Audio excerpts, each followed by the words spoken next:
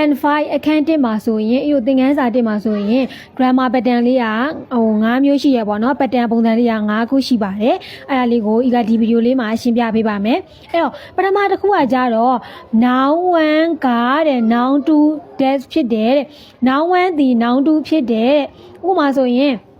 ဒီဟာဒီလိုလဲဘာသာပြန်လို့ရတယ်ကလို့လဲဘာသာပြန်လို့ရပါတယ် dash ဆိုတာကဖြစ်ပါတယ် dash ဆိုလို့မဖတ်ဘူးနော် dash noun 1ဒီရဲ့ noun 2ဖြစ်ပါတယ်တဲ့အဲ့တော့ဒီနေရာမှာဘယ်လိုအစားသွင်းလို့ရလဲဆိုရင်ပြီးလို့ရှိမှဆိုရင် mini နေချက်ခဲ့ပြီးပြီwatashi wa ကျမက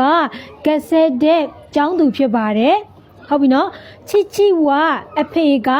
ခိုင်းရှာရင်တဲ့ကုမ္ပဏီဝန်ထမ်းဖြစ်ပါတယ်ဟာဟာဝအမေကအီရှာတဲ့ဆရာဝန်ဖြစ်ပါတယ်နောင်ဝန်းဒီနောင်တူဖြစ်ပါတယ်ဆိုတဲ့အဓိပ္ပာယ်ပါအဲ့တော့ pattern လေးနှစ်ကိုသွားမယ်အဲ့တော့နောင်ဝန်းကတဲ့နောင်တူမဟုတ်ဘူးတဲ့ဂျာအာလီမာဆန်ဆိုတာကမဟုတ်ဘူးနောင်ဝန်းဒီတဲ့နောင်တူမဟုတ်ဘူးတဲ့အဲ့တော့ဤတို့ကဝါတာရှိဝကျမသည်စန်စေဂျာအာလီမာဆန်ကျမသည်ဆရာတရားမဟုတ်ပါဘူးเนาะအဲ့တော့ချစ်ချီဝအဖေကအီရှာဂျာအာလီမာဆန်အဖေသည်ဆရာဝန်တရားမဟုတ်ပါဘူးရှေ့ကနောင်ဝန်းသည်ဒီနောင်တူမဟုတ်ဘူးသုံးတဲ့နေရာမှာဂျာအာလီမာဆန်ကိုဤလိုသုံးပေးရပါမယ်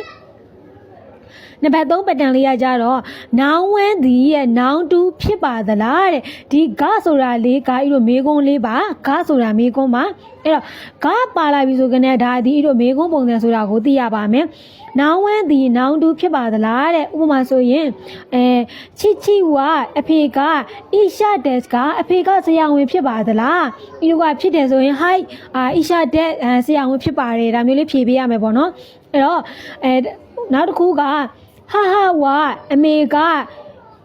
ဂင်းခိုးရင်ဒက်စ်ကဘန်ဝင်တန်းဖြစ်ပါသလားမဟုတ်ဘူးဆိုရင်တို့ကအီရဲ့ဂင်းခိုးရင်ဂျာအာလီမာဆန်ဘန်ဝင်တန်းမဟုတ်ပါဘူးအဲ့လိုမျိုးလေးပြန်ဖြေပေးရမယ်ပေါ့နော်နံပါတ်၄ပုံစံလေးရကြတော့ noun 1ဒီတဲ့ noun 2ရဲ့ noun ဖြစ်ပါတယ်တဲ့အဲ့ဒါလေးကဘယ်လိုအစားသွင်းမလဲဆိုရင်ချီချီဝအဖေက IMC not IMC ရဲ့ရှာအင်း desk ဝန်တန်းဖြစ်ပါတယ်ဝါတာရှိဝကျမကစကူရာတိုင်ကခုနော်စကူရာတက်ကတူရဲ့ကက်ဆေတဲ့ကျောင်းသူဖြစ်ပါတယ်ဒါမျိုးလေးအစားသွင်းလို့ရပါတယ်နော်ဆိုတာကအဲ့လိုရက်ပေါ့နော်ဘာရဲ့တက်ကတူရဲ့ပြီးတော့ဘာကုမ္ပဏီရဲ့ဝန်တန်းဒါမှမဟုတ်ကျောင်းသားနော်ဆိုတာကအဲ့လိုရှေ့ရဟောပြန်ညွှန်းတာပေါ့နော်ဘာရဲ့ဝန်တန်းဖြစ်ပါတယ်ဘာရဲ့ကျောင်းသူဖြစ်ပါတယ်ဘာရဲ့ဆရာဖြစ်ပါတယ်ဆိုပြီးတော့ရှေ့ရဟောပြန်ညွှန်းတာပါ